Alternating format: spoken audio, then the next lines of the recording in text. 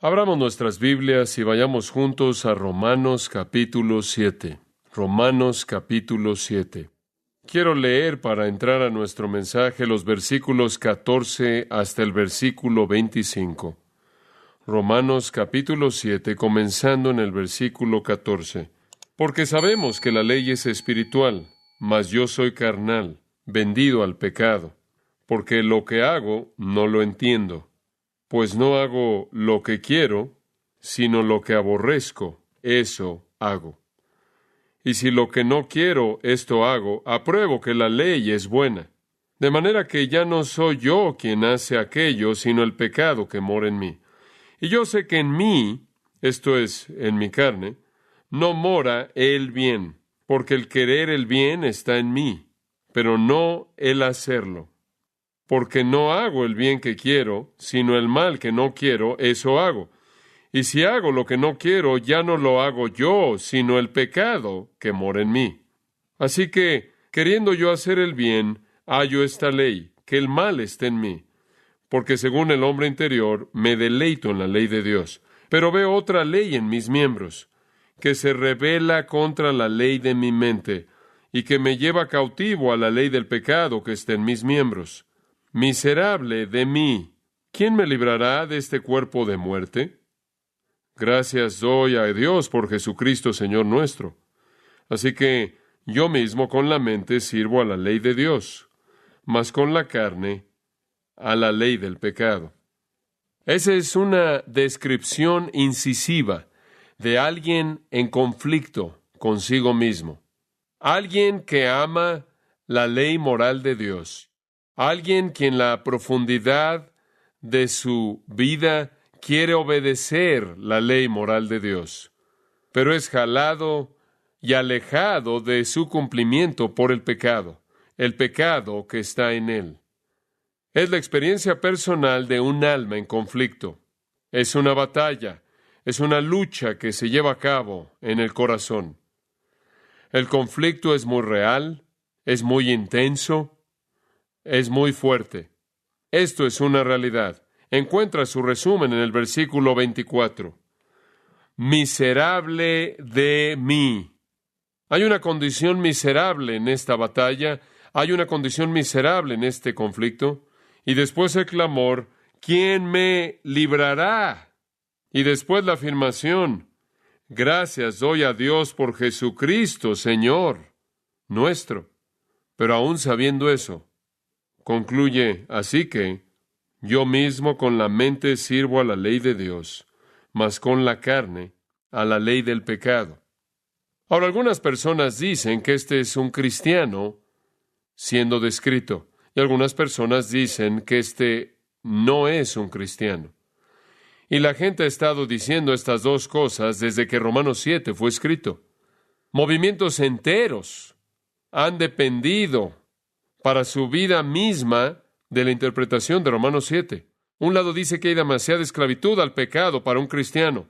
El otro dice que hay demasiado deseo para la bondad para un incrédulo. No puede ser un cristiano y estar esclavizado al pecado, y no puede ser un incrédulo y desear el guardar la ley de Dios. Y ahí está el conflicto de interpretar el pasaje. Vamos a hablar de la perspectiva no cristiana por un momento, y probablemente nos va a tomar un par de semanas el hacer esto, así que seremos pacientes. No solo hablar de las dos perspectivas, sino cubrir el pasaje. La postura del no cristiano. Ahora, la gente que quiere que creamos que esto está hablando de un no cristiano, dice que el versículo 14 es la clave. Yo soy carnal, vendido al pecado. Y entonces dicen que tiene que ser un incrédulo. Y después el versículo 18. Y yo sé que en mí, esto es en mi carne, no mora el bien, porque el querer el bien está en mí, pero no el hacerlo. Y dicen, este tiene que ser un incrédulo, porque una persona que es cristiana sabe hacer lo que está bien. ¿Dónde está la evidencia del poder del Espíritu Santo ahí? Y dicen, la ignorancia muy obvia de la persona en el versículo 18, que no sabe cómo alcanzar los resultados que quiere. ¿Acaso uno en Cristo es tan impotente? Y después de nuevo el versículo 24, miserable de mí, parece estar más bien lejano de la promesa del capítulo 5, versículo 1. Siendo pues justificados por la fe, tenemos paz para con Dios mediante nuestro Señor Jesucristo, por quien también tenemos acceso por la fe en esta gracia en la que estamos firmes y nos regocijamos en la esperanza de la gloria de Dios. Y después él procede a hablar del hecho de que no solo tenemos la esperanza y el gozo, sino todos los beneficios. ¿Cómo puede este hombre ser tan miserable con tantos beneficios? ¿Cómo puede él ser carnal, vendido al pecado, cuando en el 6:14 dice que el pecado no se enseñoreará de vosotros? Y después, de manera invariable, entran al capítulo 6 a detalle. Por ejemplo, capítulo 6, versículo 2. Porque los que hemos muerto al pecado, ¿cómo viviremos aún en él? Versículo 6. Sabiendo esto, que nuestro viejo hombre fue crucificado juntamente con él para que el cuerpo del pecado sea destruido, a fin de que no sirvamos más al pecado. Versículo 7. Porque el que ha muerto ha sido justificado, liberado del pecado. Versículo 11. Así también vosotros consideraos muertos al pecado. Versículo 12. No reine pues el pecado en vuestro cuerpo mortal. Versículo 17, pero gracias a Dios que aunque erais esclavos del pecado, habéis obedecido de corazón aquella forma de doctrina a la que fuisteis entregados. Versículo 18, libertados del pecado. Versículo 22, mas ahora que habéis sido libertados del pecado y hechos siervos de Dios. Ahora, con todo eso en el capítulo 6, ¿cómo es posible que pueda decirse en el 7:14, mas yo soy carnal, vendido al pecado, hablando de un cristiano? ¿Entiende el problema? Ahora trataremos con cada una de estas cosas conforme avanzamos a lo largo del pasaje. Pero aquí permítame tan solo decir, en una referencia general al capítulo 6, que el énfasis en el capítulo 6 se encuentra en la nueva creación, la nueva naturaleza, la nueva identidad, la nueva persona en Cristo, el yo redimido. Por lo tanto, el énfasis se encuentra en la santidad del creyente y en su nueva creación y en su yo redimido. Él ha quebrantado el dominio del pecado. El énfasis en el capítulo 7 no necesariamente tiene que ser el mismo como en el capítulo 6.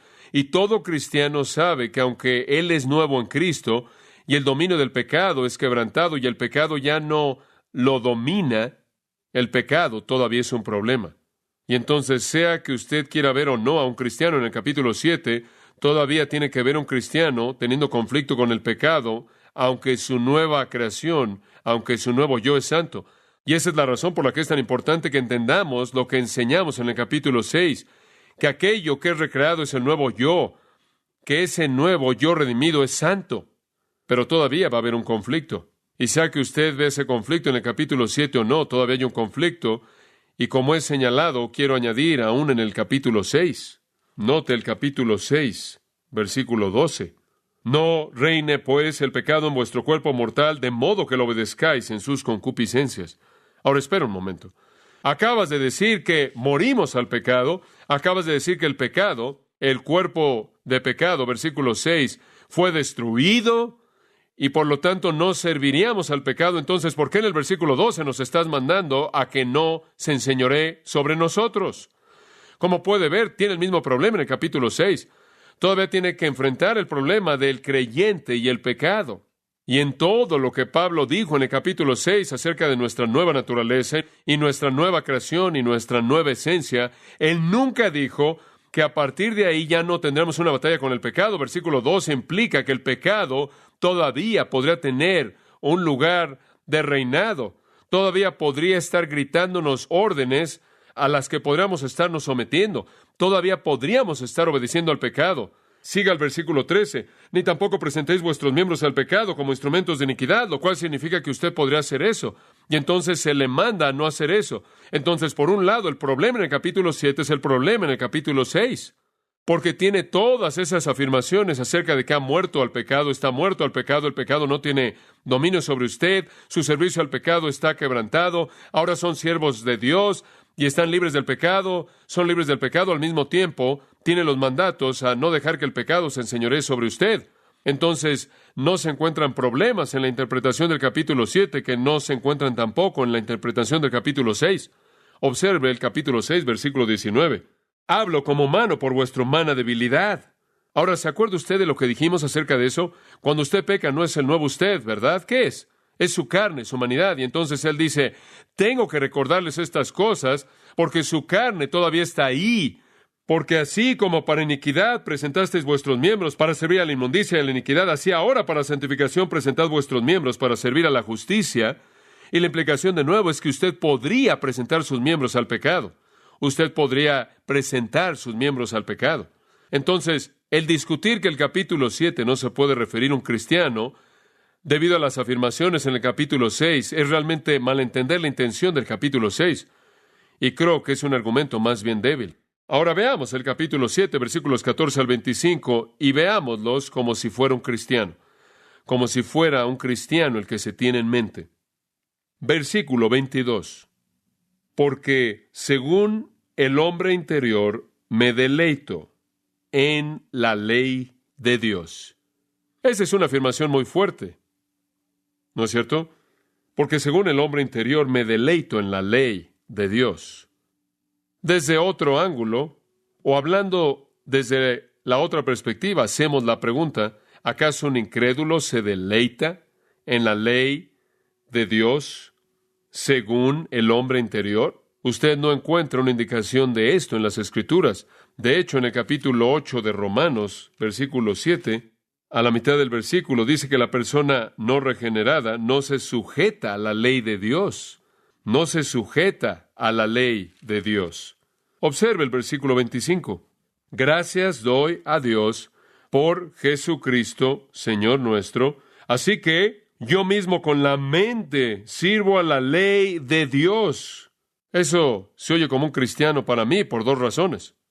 Agradecerle a Dios por Jesucristo nuestro Señor y servir la ley de Dios con su mente. Es un servicio del corazón. Es el servicio de la parte más profunda del hombre. Y le recuerdo de lo que dice en el capítulo 8 de nuevo, que el que está fuera de Cristo no puede sujetarse a la ley de Dios.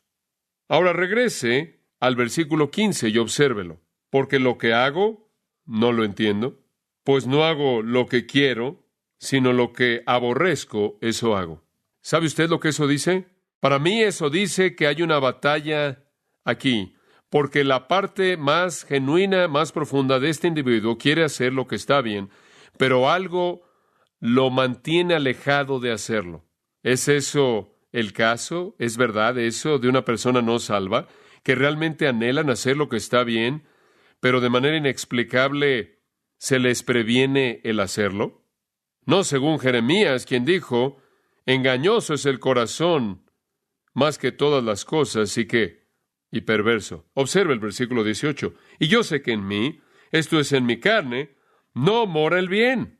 Porque el querer el bien está en mí, pero no el hacerlo, porque no hago el bien que quiero, sino el mal que no quiero, eso hago.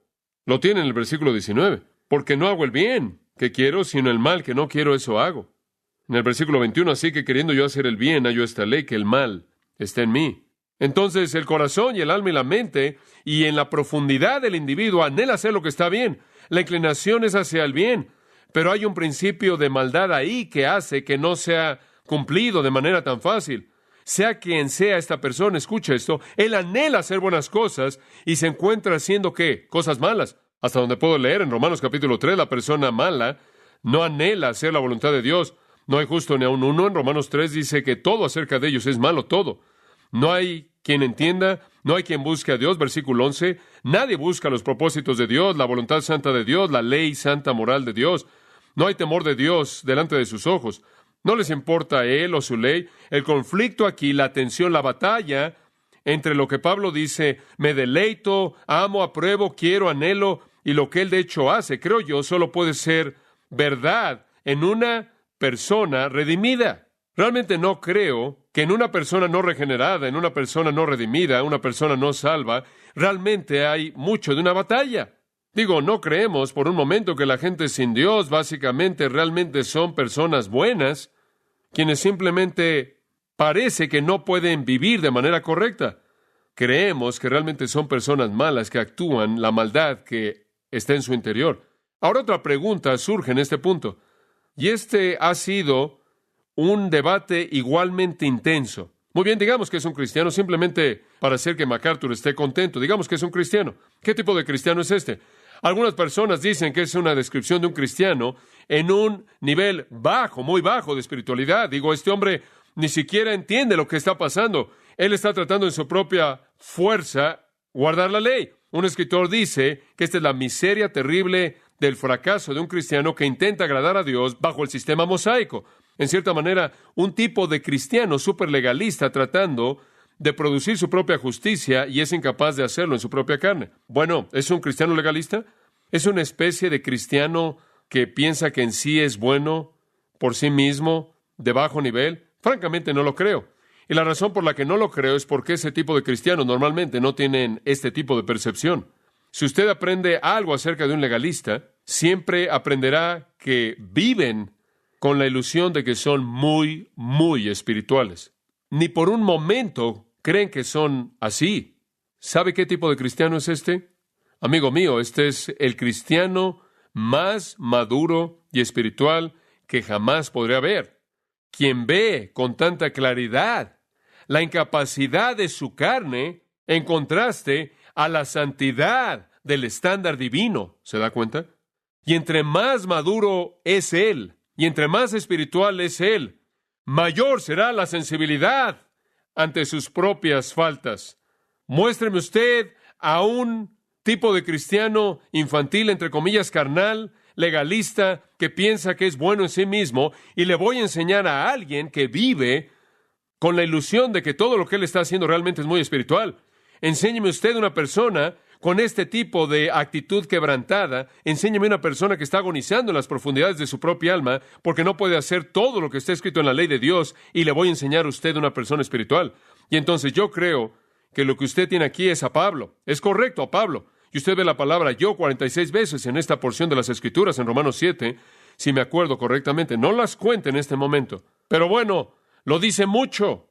Y creo que lo que usted tiene aquí, algunas personas dicen, bueno, este es Pablo antes de que fuera salvo. Este es Pablo cuando se acababa de salvar, y él era infantil y en cierta manera era carnal. Yo creo que este es Pablo en las alturas mismas de su percepción cristiana.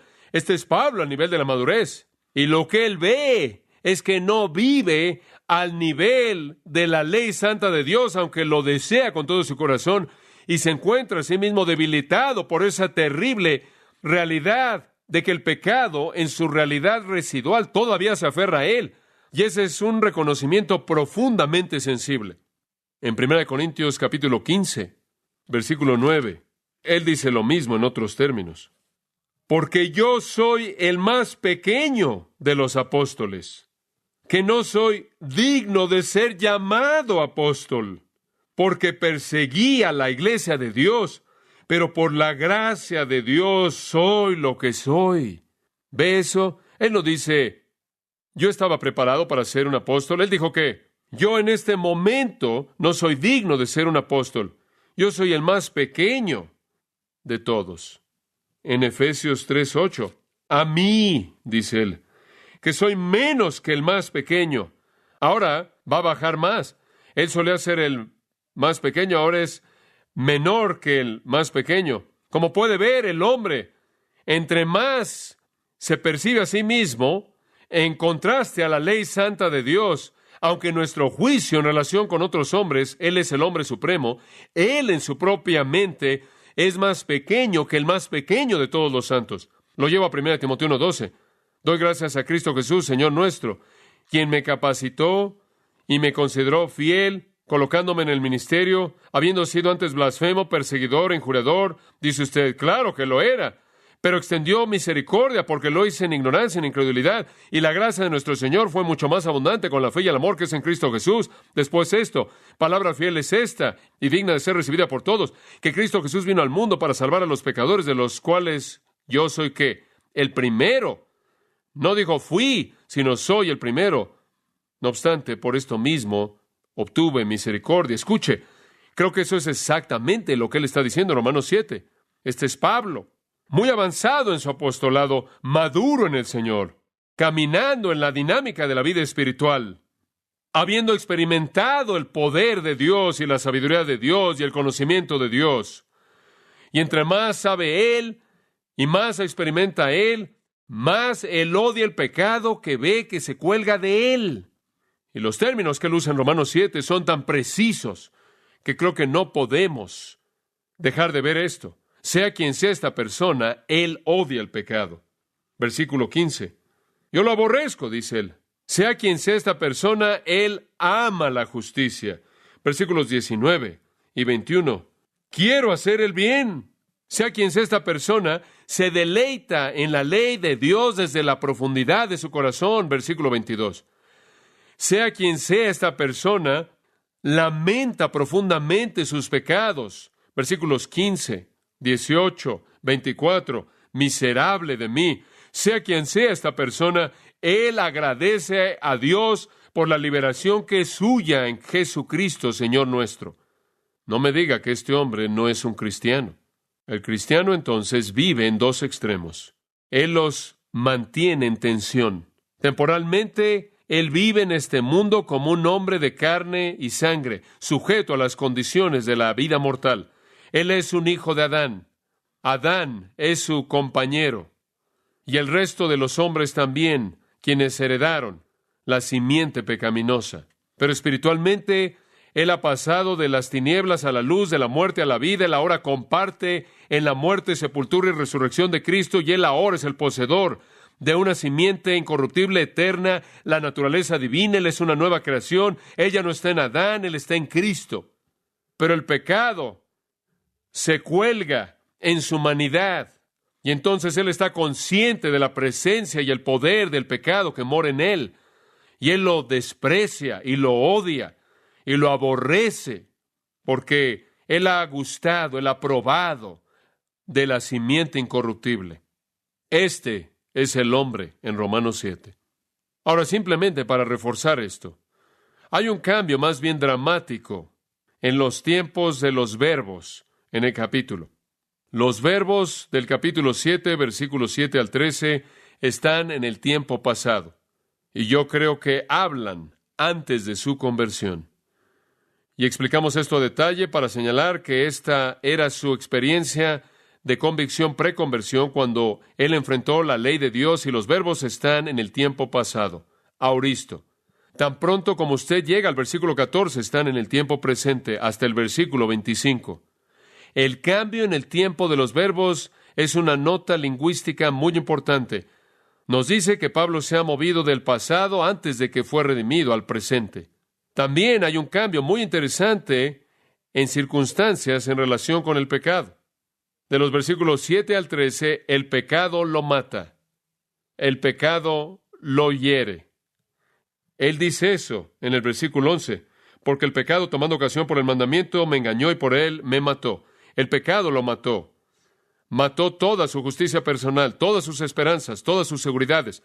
Cuando entendió que él realmente era un pecador, viendo la ley de Dios, simplemente lo devastó, simplemente lo aplastó, el pecado lo mató. Pero de pronto, cuando usted llega al versículo 14, él está peleando con el pecado y él no va a permitir que lo mate. Él no va a ceder al pecado. Entonces yo creo que este es el testimonio mismo de Pablo de cómo es el vivir como un creyente maduro, controlado por el Espíritu, quien ama con todo su corazón la ley majestuosa de Dios, preciosa, hermosa, santa, y se encuentra a sí mismo encerrado, envuelto en carne humana, e incapaz de cumplir la ley de Dios como su corazón quisiera hacerlo. Yo también creo que en esta sección él continúa su discusión de la ley, y él está afirmando, como vimos la última vez, al judío, que no hay nada de malo con la ley. La ley no puede salvar, vimos eso. La ley no puede santificar, pero todavía es buena, porque hace ¿qué? Convence ¿de qué? De pecado. Y eso es verdad antes de que usted sea salvo, y adivine qué, también es verdad después. Y yo creo que en el 7, 14 al 25, él está siguiendo el mismo argumento. Esa es la razón por la que la palabra ¿por qué? Aparece en el versículo 14. Simplemente sigue. Así como el pecado no afectó la bondad de la ley antes de que él era salvo, tampoco afecta la bondad de la ley después de que él es salvo. La ley revela el pecado como pecaminoso antes de que usted es salvo, y revela el pecado como pecaminoso después de que usted es salvo. Y sabe una cosa, cuando usted se vuelve cristiano y usted lee acerca del pecado en la Biblia, ¿Está usted menos preocupado por su pecado porque usted ahora es un cristiano? No. Usted debe estar, ¿qué? Más preocupado por el pecado. Y la ley siempre lo revela. Cuando David dijo, en mi corazón he guardado tus dichos para no pecar contra ti, él estaba diciendo que la palabra de Dios en el corazón se convierte en el punto de convicción. No es nada más información. ¿Usted entiende eso? No vivimos la vida solo necesitando información, necesitamos convicción. Y la ley tiene ese poder. Entonces, mientras que nos está diciendo que la ley no puede salvar y la ley no puede santificar, él afirma que es buena y santa y justa porque lo convence de pecado antes de que usted es salvo y lo trae a Cristo después de que usted es salvado. Usted entiende el estándar santo de Dios y anhela con todo su corazón cumplirlo. El problema no es la ley, el problema es nosotros. Pogo lo dijo. Hemos encontrado al enemigo y es nosotros. Ahora, el patrón del texto, veámoslo, versículo 14. Es un retrato del pecado que mora en la vida del creyente. Y trataremos de explicar algunas de las dificultades conforme avanzamos. Pero pensé que darle esa perspectiva general al principio, en cierta manera, echaría a andar las cosas. Este es un pasaje muy incisivo. Es un pasaje raro en la Biblia, porque hace algo que rara vez sucede. Y no puedo pensar en otro pasaje que hace esto, simplemente en este momento. Lo que es una serie de lamentos, es una serie de clamores, de dolor, de lamento. Es una serie de lamentos desesperados, tristes, y se repiten. Hay uno y después hay dos y después hay un tercero. Y básicamente dicen lo mismo 3 veces. Este es el clamor de un corazón quebrantado, de un alma afligida, de un alma en gran conflicto.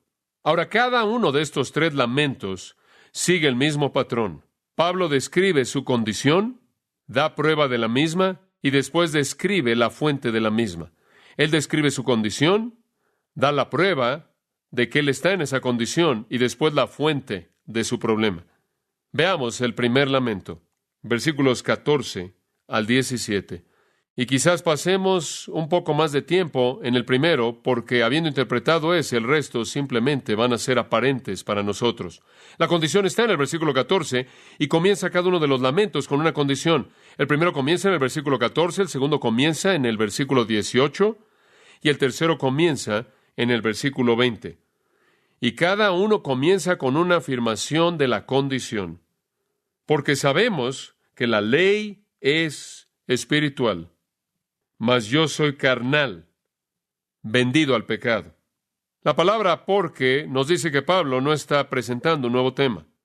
Él continúa con el mismo tema del pasaje previo, esto es la bondad de la ley, la virtud de la ley, en que nos muestra nuestro pecado. El problema no es la ley, el problema somos nosotros. Y la razón por la que él está hablando de la ley es porque los que estaban cuestionando su enseñanza habrían dicho, bueno, cuando predicas salvación por la gracia a través de la fe, fuera de la ley, estás hablando mal de la ley, estás devaluando la ley. Y él dice en absoluto, la ley es buena, yo soy pecaminoso.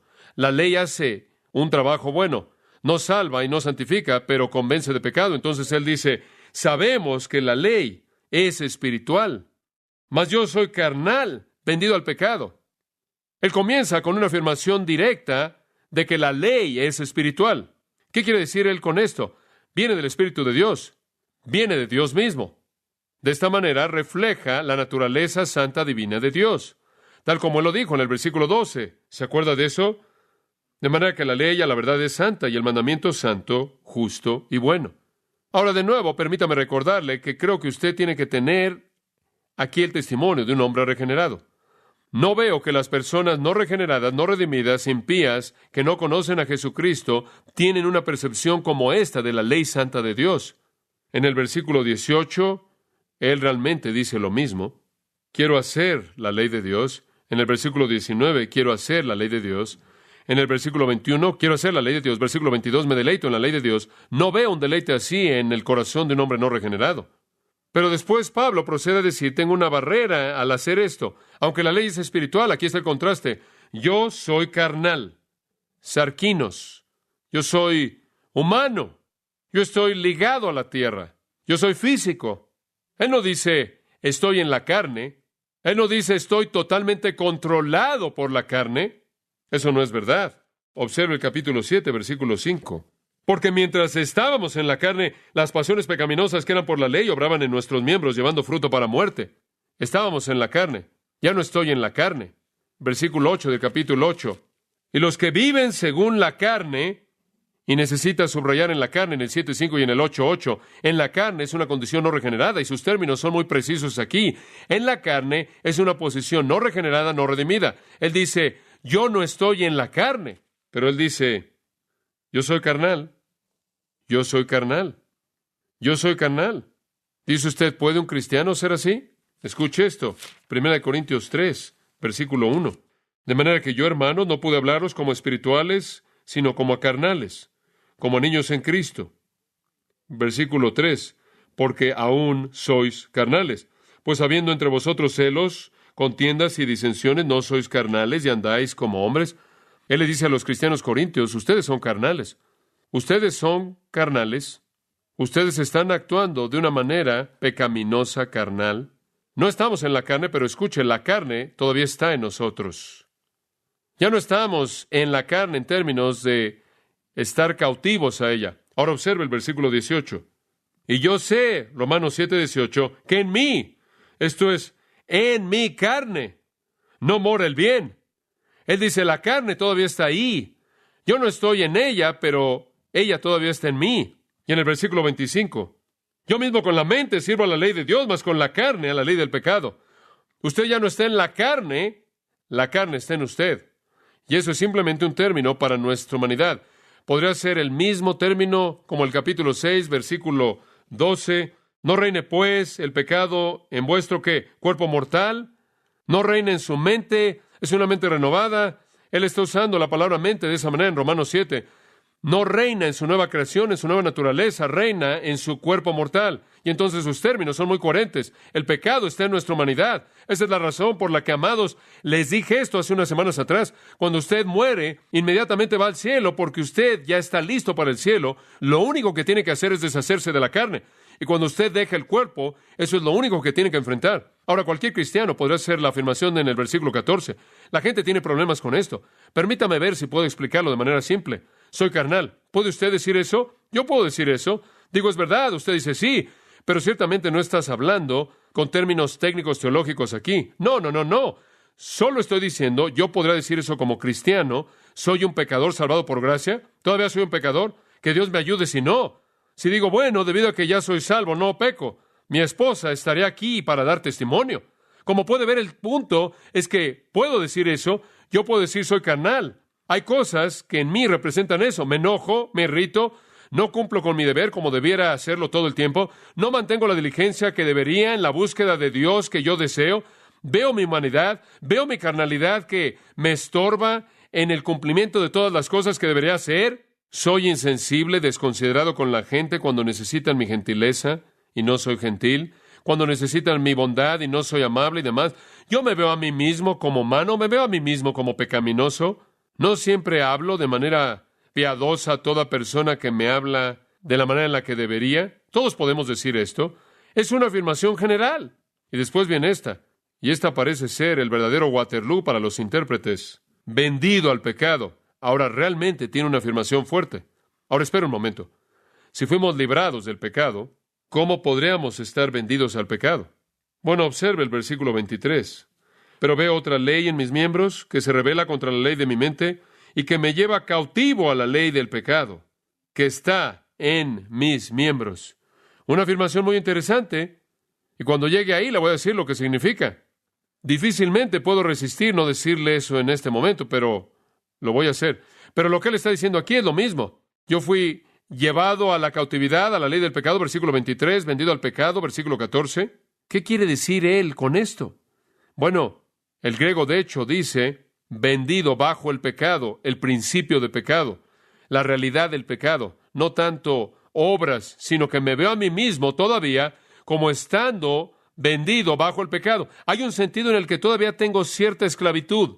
Ahora, mantenga en mente, en el capítulo 6, él estaba hablando acerca de su nueva creación y esa nueva creación, esa simiente pura, eterna, incorruptible, eterna, la naturaleza divina, la nueva naturaleza.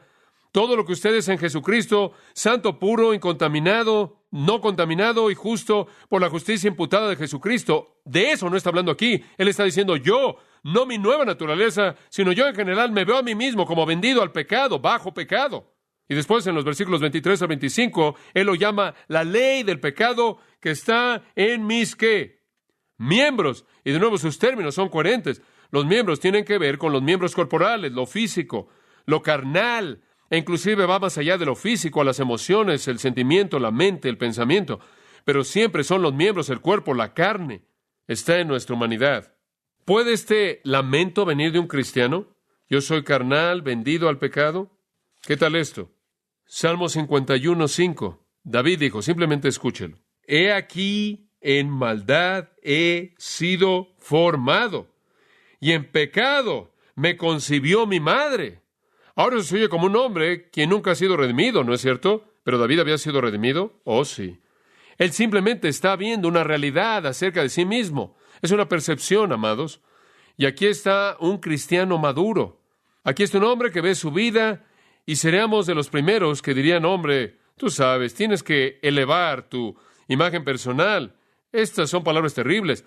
Realmente nos recuerda, francamente, de Isaías capítulo 6, quien viene ante Dios y él está adorando a Dios y ve esta gran visión de Dios y él dice, ¡ay de mí, maldíceme! Lo cual significa, maldíceme, condéname. Condéname, Dios, porque yo soy un hombre con una boca sucia y vivo en medio de un pueblo con bocas sucias. Y lo único que el profeta puede ver en contraste a la santidad gloriosa de Dios es su propio pecado. Y aquí está la madurez del apóstol Pablo, quien ahora entiende cuán espiritual es la ley, y él solía pensar en ella como algo externo, ¿no es cierto? Y él no sabía que estaba hablando del corazón. Y esa es la razón por la que la ley acerca de la codicia en el corazón, versículo 7, realmente lo confrontó y lo mató. Y él ahora ve que la ley es algo profundo y espiritual y algo santo, versículo 12, y algo justo y bueno. Y conforme él realmente entiende la ley de Dios y él se ve a sí mismo, y se ve a sí mismo como carnal, es una percepción que es legítima. Es lo mismo que él quiso decir en 1 Timoteo 1, cuando dijo, de los cuales yo soy, ¿qué? El primero. Es solo cuestión de percepción. No solo puede un cristiano decir que él está vendido al pecado, aunque redimido, porque estamos vendidos al pecado. Puede romper la esclavitud al pecado que usted tiene, no en esta vida. No en esta vida. Y entre más espiritual es usted, entre más maduro es usted, es más probable que usted diga esto. Entonces, vendido al pecado, no tenemos que confundirnos con los términos. No quiere decir que él de hecho se vendió a sí mismo al pecado para cometer pecado, como se dice de Acab en 1 de Reyes 20 o de los israelitas idólatras en 2 de Reyes 17. No es que él salió y se vendió al pecado, es que él reconoce que hay una esclavitud aquí. Y sabe una cosa, han habido ocasiones cuando usted ha sido cautivo al pecado. Le voy a decir cuándo son esos momentos. Cada vez que usted peca. Cada vez que usted peca, usted ha perdido la batalla. El pecado lo llevó cautivo usted, ¿verdad? Y entonces Pablo coloca todos nuestros sentimientos, expresa todos nuestros sentimientos en palabras al expresar la base del conflicto en el interior del creyente. Y todos entendemos esta percepción. Todos podemos ver que hay pecado en nuestras vidas. No debe estar ahí. No es la realidad, no es lo más puro acerca de nosotros. No es nuestro nuevo yo, pero está ahí. Este es simplemente el conflicto de todo cristiano. Hay un sentido en el cual, aunque estamos libres en la nueva naturaleza, todavía estamos esclavizados por la humanidad en la que moramos. Y quiero volver a decir, realmente no creo que una persona no regenerada pueda hacer una afirmación como esta, porque no creo que saben que la ley es espiritual, por un lado, y por otro lado, no saben que son carnales. Y tampoco creo que están vendidos bajo el pecado. Viven con la ilusión de que todo está bien. Eso es exactamente lo que él dice en el versículo 11, que el pecado tiene una manera de hacer ¿qué? De engañar. Pero cuando la ley es vista como algo realmente espiritual, entonces un hombre se ve a sí mismo tan lejos de cumplir la ley santa de Dios que se ve a sí mismo como no espiritual. De hecho, esa es la manera en la que el versículo realmente podrá ser leído. La ley es espiritual, pero yo no soy espiritual, experimentando una esclavitud al pecado.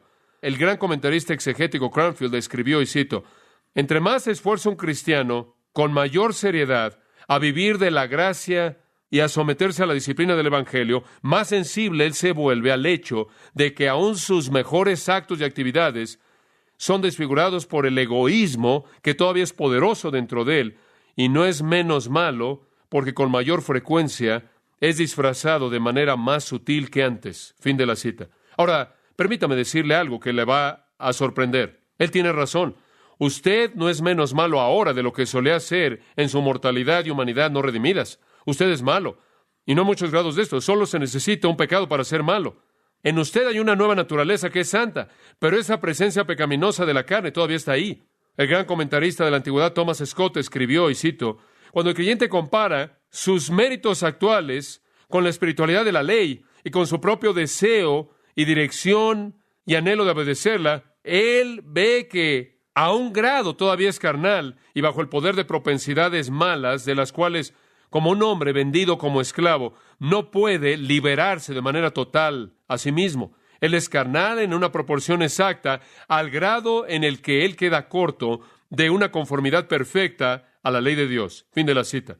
Es una gran afirmación. Él es carnal a un grado exacto o en proporción exacta al grado en el que él queda corto de una conformidad perfecta a la ley de Dios. ¿Y no lo ven ustedes, amados? Esto es realmente lo que el versículo 13 estaba diciendo. El pecado es tan pecaminoso, el pecado es tan miserable, es tan vil, que inclusive cuando una persona ha sido redimida, el pecado se aferra a él de una manera miserable. Esa es su condición, y la de usted y la mía como cristianos. La prueba de esto, versículo 15, aquí está la prueba. Porque lo que hago, no lo entiendo. Pues no hago lo que quiero, sino lo que aborrezco, eso hago. El hombre que piensa que es bueno en sí mismo, moral, puede engañarse a sí mismo, pero un cristiano verdadero guiado por el Espíritu no se va a engañar. Él ve la prueba en él del pecado que mora en él. Observa el versículo con atención. Porque lo que hago, no lo entiendo. Y después más adelante él dice, lo que aborrezco, eso hago. La palabra entiendo habla de una intimidad de amor. Fue dicho de José que él no había conocido a María. Es la idea de la palabra en el griego.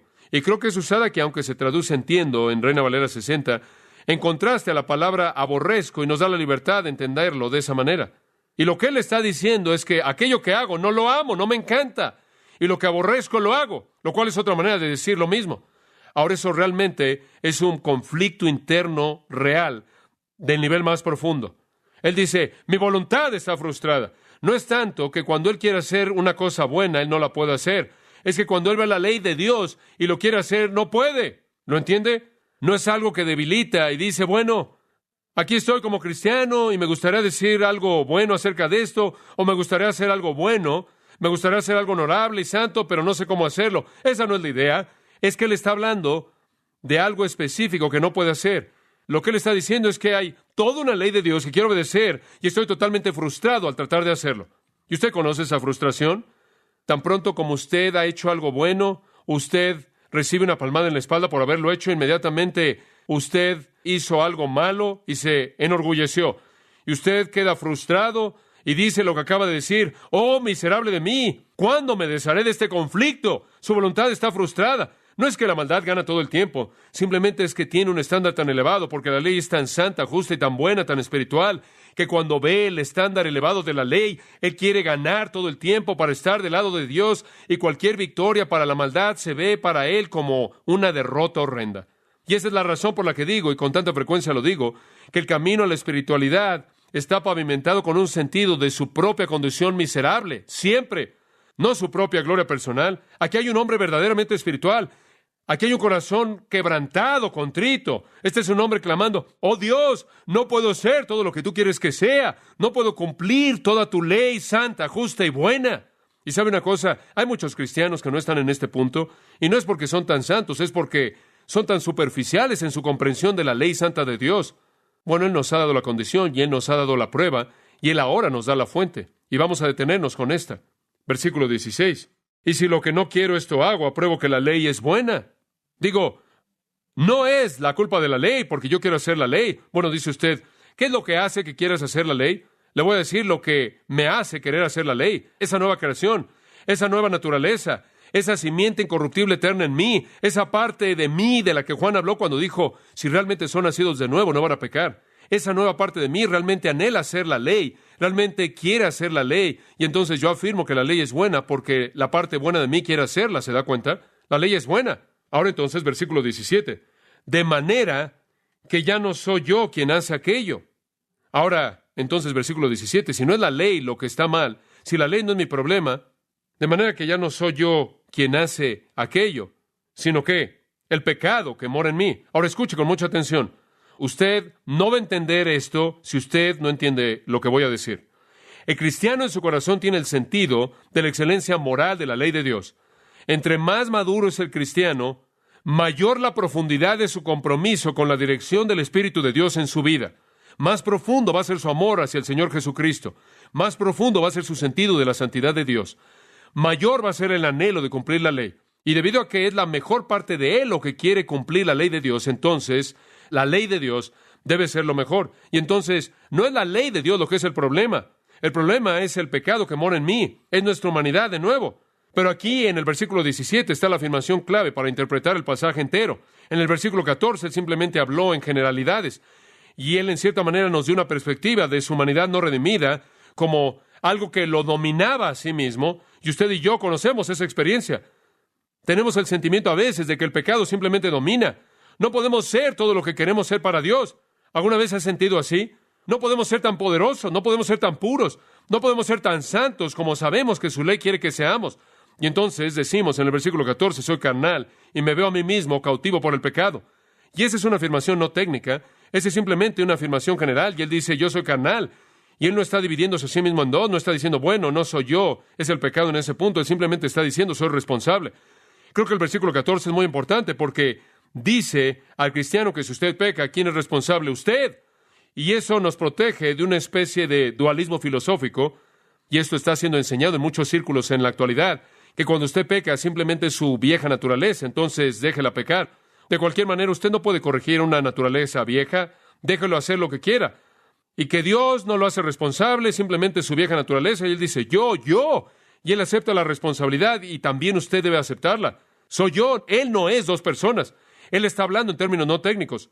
Cuando veo la ley pura y santa de Dios, veo mi pecaminosidad, y él dice, oh, qué pecaminoso soy. Y entre más entiendo la ley de Dios, más veo lo cautivo que soy al pecado. Pero no quiero que se confundan, dice él en el versículo 17, y permítanme aclarar esto. No es realmente yo que hago eso, sino que no es eso importante. Como puede ver, él ahora le va a dar una distinción técnica. Ahora escuche esto. Ya no soy yo. ¿Quieres saber algo? No hay ya no más en la vida de un incrédulo. Lo que él era, él todavía es. Ya no hay más no máses en la vida de una persona no regenerada. Él ya no tenía no máses. Él tampoco tiene ahoras. Él no puede decir ahora soy diferente. Ya no soy de esa manera. Ya no hay ahoras y tampoco hay no máses. Cuando él dice de euketi, un adverbio negativo de tiempo, a partir de este punto algo cambió. Ahora, desde que Cristo ha venido a mi vida y yo he sido redimido, ya no es ese profundo yo interno, en un sentido técnico. Ya no soy yo el que hago esto, sino el pecado que se cuelga. ¿Está comenzando a entender la distinción que él hace? Usted tiene que entender esto para entender la naturaleza de la regeneración. Él divide los cabellos semánticos en el versículo 17, no en el 14. En el 14 él simplemente hace una afirmación general. En el 17 lo aclara al decir, ahora que quede claro, realmente ya no soy yo, solía ser yo. Cuando yo puedo decir yo era carnal y yo estaba vendido bajo el pecado. Y eso realmente es lo que había de mí. Pero ahora ya realmente no soy el nuevo yo. Es simplemente Gálatas 2:20 de nuevo. Porque soy yo, es el yo viejo. Estoy crucificado con Cristo, pero vivo, mas no vivo yo. No el yo viejo, Cristo vivo en mí. Y la vida que vivo por la fe en el Hijo de Dios, quien me amó y se entregó a sí mismo por mí. Como puede ver, él está diciendo, soy yo, pero no soy yo. Es un nuevo yo. Y eso es lo que está diciendo en el versículo 17. Entonces, después de la salvación, la parte del hombre en donde el pecado ya no reside en lo más profundo de su ser, ya no reside en el ego, ya no está ahí en la sustancia misma de lo que el hombre es recreado para ser como Cristo. Y el pecado halla su morada residual en su carne, en su humanidad. Y él dice eso en el versículo 18. En mi carne no mora el bien. ¿Cuál es la fuente del problema de Pablo? La condición, el conflicto, la prueba. No hago lo que yo quiero, hago lo que no quiero hacer. La fuente al final del versículo 17, el pecado que mora en mí, el pecado que mora en mí. Quiero decirle que hay una diferencia enorme entre el pecado que sobrevive y el pecado que reina. El pecado ya no reina, pero sobrevive en nosotros. Voy a cerrar con esto. Somos como un artista no preparado que tiene una pintura que está por pintar. Tiene una perspectiva clara. Quizás él está afuera, ve las montañas y los árboles y los ríos, y él tiene ahí su paleta, tiene sus diferentes colores, y él está listo para pintar este panorama glorioso. El problema es que realmente es un verdadero torpe y no puede pintar ni siquiera figuras de palitos, mucho menos panoramas, paisajes. Él tiene la escena que debe ser pintada en toda su majestad gloriosa, maravillosa. Él tiene todas las pinturas para pintarla, pero no tiene la capacidad. Él es debilitado por su incapacidad física.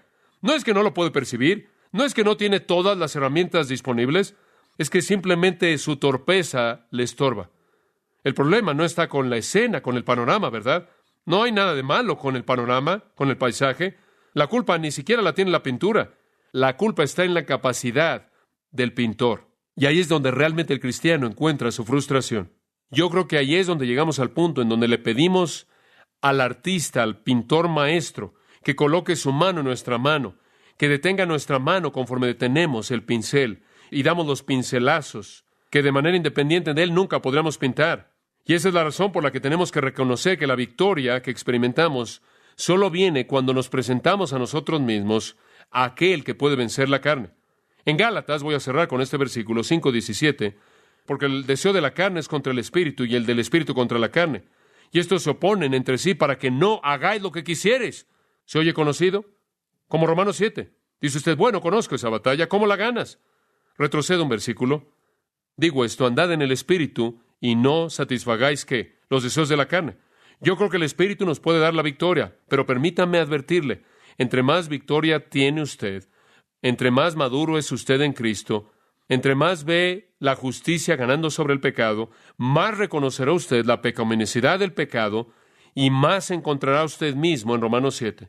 Es un lugar para personas que están totalmente comprometidas de todo corazón, cuyo anhelo más profundo es cumplir la ley entera de Dios, y están en gran aflicción porque no lo pueden hacer, y claman, miserable de mí.